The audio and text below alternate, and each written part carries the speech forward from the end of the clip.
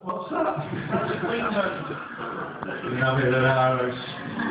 Right, what I forgot to say, we're going in reverse order this second half, so you all remember where you are, whether you're 15th, 16th or 17th, I take it.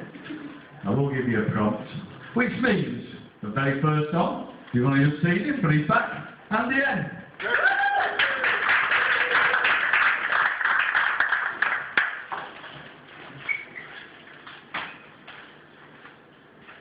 Playing musical stems. One word for it. Right, this next one I'm going to do is actually totally different to the previous piece now. I've been recently into a lot more local history of my way, because I live over Stretford way. And there's a place actually not far from my sister just moved to, called Longford Theatre. It actually was a very old theatre back in the 1930s and 40s. Which tragically became pretty shitty bingo hall in the 1980s, or shutting for good. So I've done some research on this one, really, I've spoken back about it, and this is the poem called Longford Theatre. To me, it's always been a ghostly shell of the past, rotting on the side of Chester Road, for more years than most people remember. My father remembers it differently.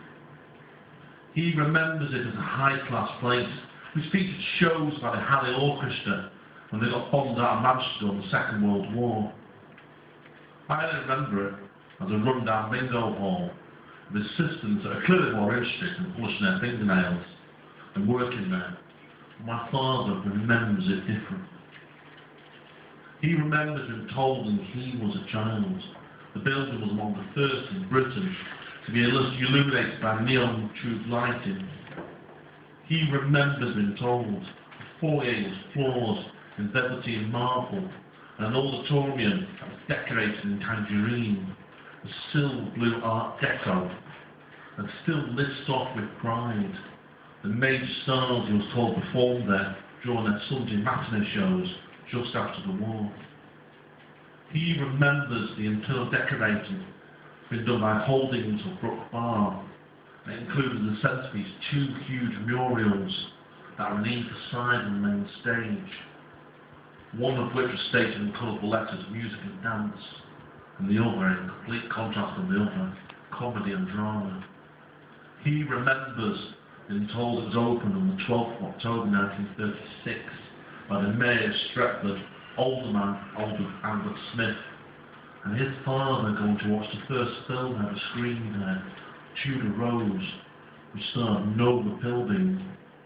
But to me, it's always been a ghostly shell of the past, rotting on the side of Chester Road, that briefly became a dodgy bingo hall in the 1980s, before shutting for good, even though my father remembers it differently.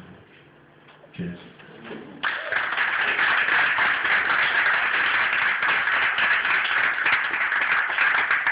Fantastic, and you know the building he's talking about, it's a fine retro piece of picture house just in Stretford there. Right, next is the guy